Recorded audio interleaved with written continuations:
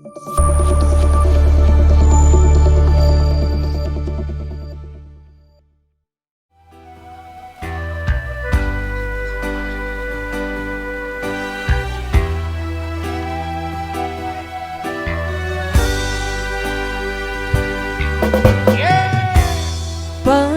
rasane ati kang nandang sengiting liya hanyawan aku kowe labuh katresna kang mas wong bagus tak jaluk ojo seleh katresnan pancene tresnoku iya kepa coba. Jangan kau sakiti dia. Arep tumeka ngendi katresnan iki yen to aku sliramu ra diampuni senadyan donya ra bisa nampa bakal tak joko yen turun bisa mereka kuasa kang mas kowe sing tak sayang dalilo aku kudu kehilangan kang mas gusti kaning ati tungguku tresno iki abadi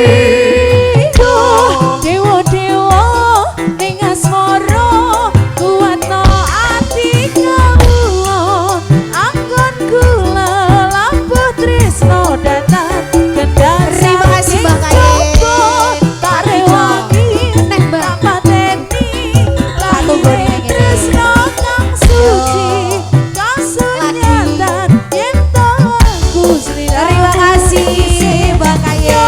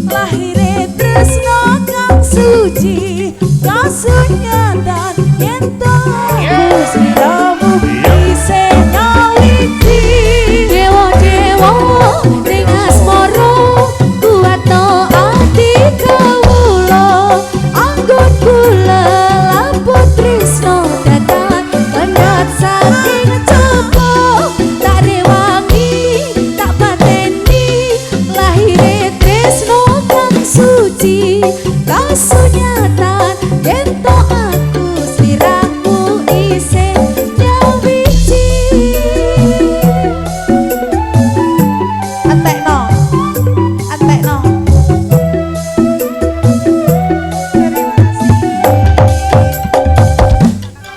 Jangan lupa mampir ke YouTube Bolone MR Channel. Terima kasih ya bolo-boloku. Sampai jumpa di video selanjutnya.